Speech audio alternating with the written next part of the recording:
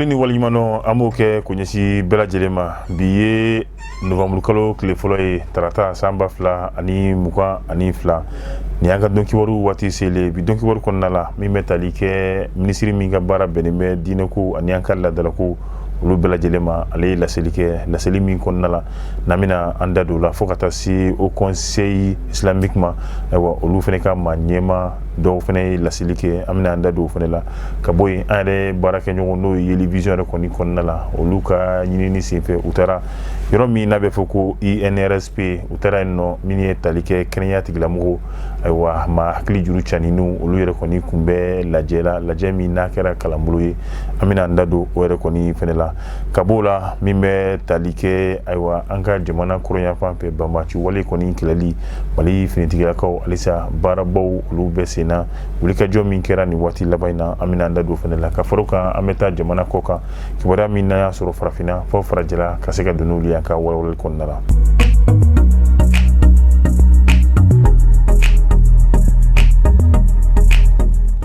ame bela jelen fo yafo anya fo tuka mina ka beni wale mi ni akera amadu muliden shila ni wati labaina aywa mando koni nana dine fenfebe an fe no fo ata si mi ni islamia dine aywa aleni chrétien dine la gojitara ka nyeshi olu dine bela jelema wa krenkreniala ibayi mi metalike kuranera koni na ay kuranela goji ninga seka iyere ki jo kuraneka ka ira ka fo aywa dine fenfebe no oye kokan dine yekana du onga jamana kono ni ube talike chrétien dine fokata si mi islamé dine re konima wa obna feret ke kaseka nimum bela jeli koni gentuga mina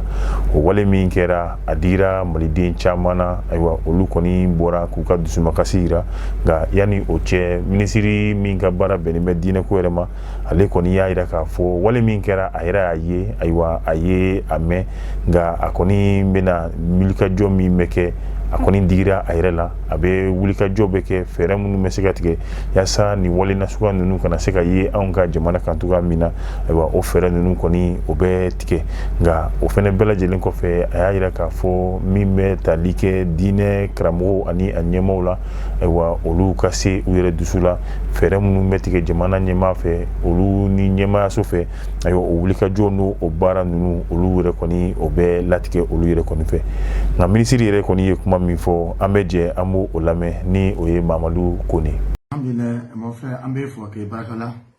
en duzu kashi meso madana duzu kashi dana parce que dinao dinane a attaquer la jamana kono abe jagoya anka anga wuli ka an joro ira jamana dia konna na akuka na kechuno kuno dimanche on ya ye réseau sans fait mo ya chi manya soro dole wila ka ala nani ka ala kira nani ka corona nani ka slamo ka bato fan ben nani ka tase alkabama ay kuma fo kuma mi adama de hannete dina kono ya la me idsu kashi antro o kono na ay ala me slamo ka bato fan ba no ye o ka livre sacré saint no o ye corona ka obla a 5 koro ka a 5 tere ko ka koni corona be se kora ko corona ka fenoke corona tina ya bila alefe mais mun be corona ka dine na o fana tsika sigite ka ye o ka dine ka ke no kera amu me fanga na anga mu ke folo an be a condamner ka ya islam jama kullu ka fo aye waliya min ke waliya ni ketate awa a condamner no an ya condamner bien ya condamner si ate dans ma de sharia la mo ministre de la sécurité le ministre de la justice o fana kan bara min ke bara tobe obolo parce que ni ko façon na a kayakira jamana kono abina ni fitna ye abina ni tension ye abe mo wuli ka bla courant bo res intermi surtout wati ni konna na ambe ko chama le konna na amma ko te ni shira doka wuli ka dun ka fadro ka ta bin islamia dine ka anenke ate be aka ke dine shira ate be aka anyeshi mo shika dine ma ni ala sonama on va se mettre pour que fana ka ke parce que anyedla barka buena atona a degré ka ala Mahamadou Kone ale kɔni ka kuma fɛnɛ tɛmɛlen kɔfɛ ina komi an y'a fɔ cogoya min na diinɛ ɲɛmaw au conseil islamique n'o ye silamɛya diinɛ ye olu kɔni fɛnɛ sigilen ma to u y'u ka lajɛ kɛ lajɛ kɔnɔna la ayiwa u bɔlen min kɛra kuma kɔni caman kɔni walawalali kɛra nka u ka walawalali kɔnɔna la u ka ɲɛma danga sabanan min bɛ ni ale yɛrɛ Mamadu Tarawele a fɛnɛ kɔni kumara silamɛw ale ni a ɲɛmaw bɛɛ lajɛlen tɔgɔ la an bɛ jɛ an b'o fɛnɛ lamɛn. الحمد لله رب العالمين وأصلي وأسلم على نبينا محمد وعلى آله وصحبه أجمعين أما بعد أمبدين الإسلام جمانا كنا جمانا كوكا جين فانتان ناني بلا جلنا كاودو كراماندو يانا كسلام يفولي كرنغرنين دي أوما نوي السلام عليكم ورحمة الله وبركاته وتمنين كوفي كوجو بامين نابسينا كم نانيو كودو أما مين يغني جمانا انكونو نا كالي دو كسلام بلا جلي تونشي جوبي ودي كوين ينفر نيغن كامبي وتدوري مسات على كدام فن دون سرولا min bɛ ka balo ala ka nɛɛma la o ka jagɛlɛya taara se degere ma fa taara ka taa ala nɛni a taara ka taa kira nɛni a taara ka taa kurana nɛni a taara ka taa alkaba nɛni alisilamaya taamasiyɛn fɛn fɛn a y'a da tusa bɛɛ lajɛlen na ka bɛɛ lajɛlen buruja bɔli don o de ye 14h30 ye juma nata an bɛɛ bɛ ɲɔgɔn sɔrɔ boulevard d'indépendance la 14h30 ina komi an y'a fɔ cogoya min na an ka yelivision kɔnɔna la an ka min ye an ka baarakɛlaw ye olu kɔni wulila ka taa baarakɛyɔrɔ min bɛ n'a bɛ fɔ o ma ko INRSP kɔnɔna la ka bɛn ni tarata donya yɛrɛ octobre kalo tile fɔlɔ novembre kalo tile fɔlɔ san 2022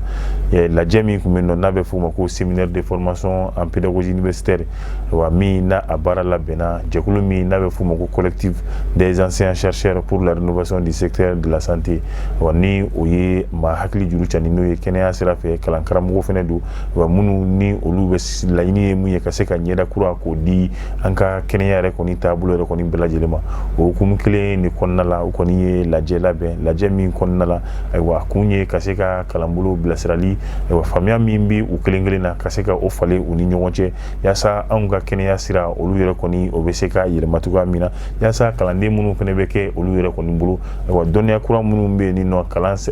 dɔnni sira fɛ min bɛ tali kɛ kɛnɛya sira fɛ ayiwa ka se ka o dɔnniya k'o tila u n'o olu yɛrɛ kɔni ni ɲɔgɔn cɛ kɛnɛ in kan maaba caman tun bɛ yen nɔ dɔgɔtɔrɔlakaw olu yɛrɛ kɔni na fo ka taa se minisiri min ka baara bɛnnen bɛ an ka kɛnɛyako yɛrɛ ma ale tun bɛ kɛnɛ kan ani a ɲɔgɔnsi yɛrɛ kɔni caman o bɔlen labɛn na min bɛ tali kɛ kɛnɛ in yɛrɛ kɔni maa ɲɛmaa la professeur don an ni ale yɛrɛ kɔni ye kuma kunkurunin kɛ ɲɔgɔn fɛ ayiwa ale ye dakuruɲɛ kunkurunin min sɔrɔ ka fɔ an ɲɛna an bɛ jɛ an b'o o lamɛn.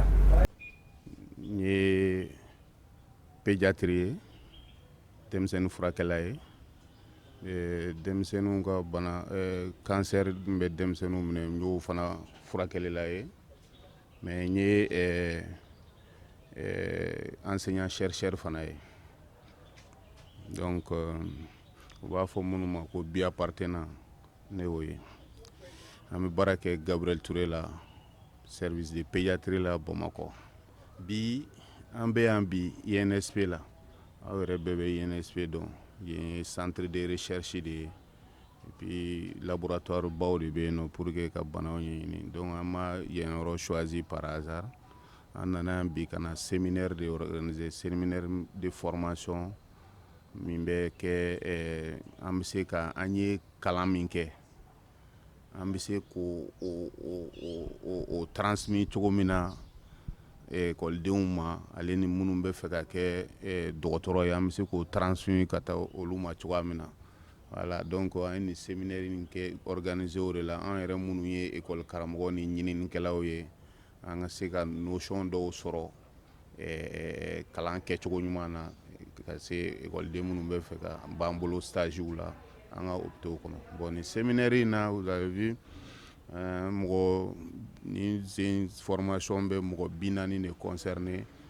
mɔgɔw bɛ bɔ mɔgɔ minnu bɛ yan nɔ a bɛ enseignant chercheur minnu bɛ Kayi,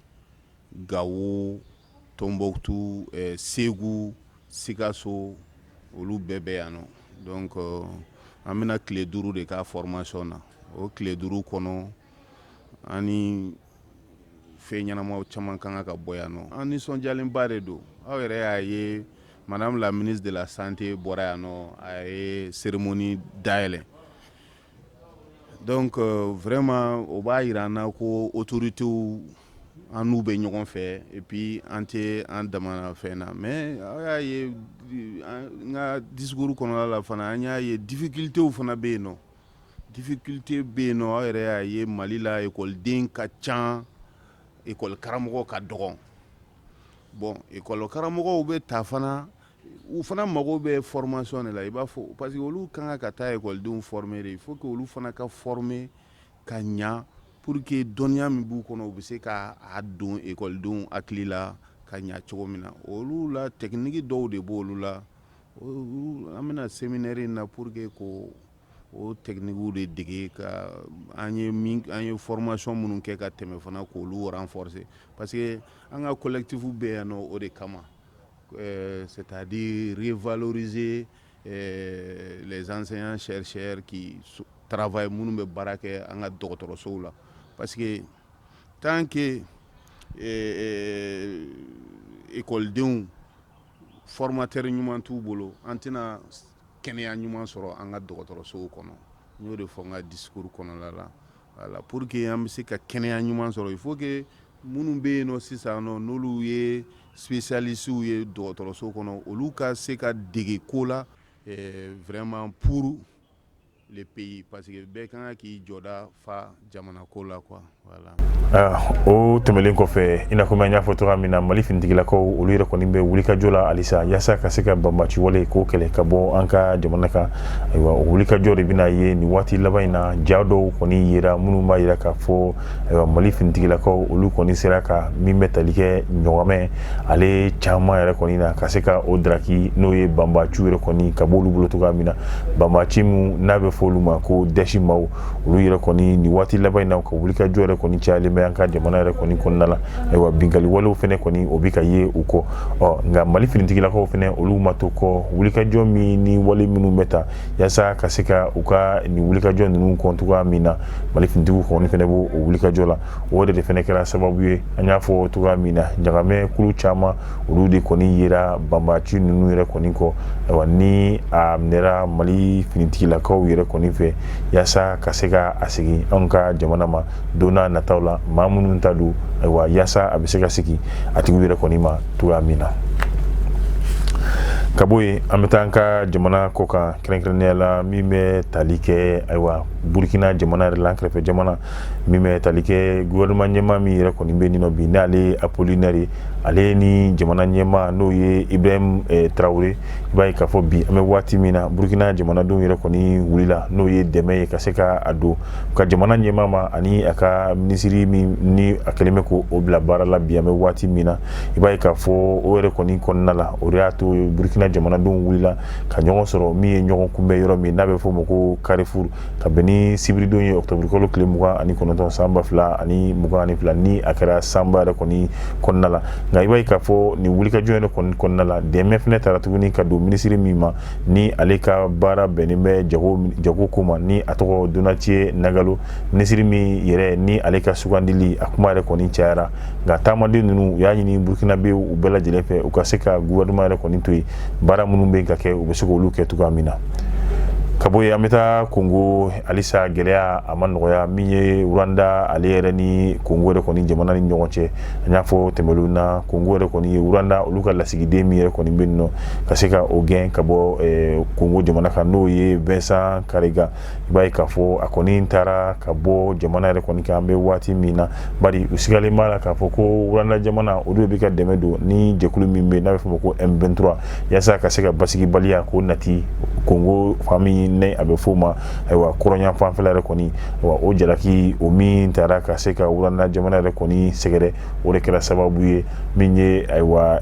lasigiden ye u y'o kɔni gɛn ka tila k'a yira k'a fɔ n'o ye wurannakaw ye olu y'a yira k'a fɔ kɔni ko jalaki min kɔni talen bɛ ka se ka olu yɛrɛ kɔni sɛgɛrɛ ayiwa a t'olu kɔ bi a t'olu kɔni kɔ sini an bɛ taa min ye Corée du Sud i b'a ye k'a fɔ kabini n'o ye bana min yɛrɛ tun bɛ n'a bɛ f'o ma ko Covid-19 kabini o yɛrɛ kɔni tɛmɛra i b'a ye k'a fɔ lajɛba min bɛ n'a bɛ f'o ma ko Halloween ni o ye donba ye min n'a bɛ ɲɛnɛmaya Corée jamana yɛrɛ kɔni kan ni o ye Corée du Sud ye ayiwa kabini bana jugu in kɔni tɛmɛra nin ye a siɲɛ fɔlɔ ye sigi in kɔni ka se ka kɛ nka sigi in kɔni kɔnɔna la ɲɔgɔn ɲɔntiw olu kɔni cayara kɔnɔna la o de kɛra sababu ye maa 100 ani maa 50 olu yɛrɛ kɔni ni binna u ka duguba yɛrɛ kɔni kɔnɔna la n'o o ye Seoul ye min ye jamana ɲɛmaa ye a kɔni y'a yira k'a fɔ dayɛlɛnniw kɔni bɛna kɛ yaasa ka ɲininiw kɛ sababu min nana n'a ye ka se ka o tiɲɛ k'a bɛɛ lajɛlen fɔ a ka jamanadenw yɛrɛ kɔni ye ja minnu bɛ yen nɔ u ko u bɛna ja ninnu bɛɛ lajɛlen ta ka se ka olu lajɛ kelen kelen nin kɛnɛ in kan an y'a fɔ maa ba 100 ɲɔgɔnna si o de tun bɛ kɛnɛ in kan a bɛɛ lajɛlen ye sifinnakaw ye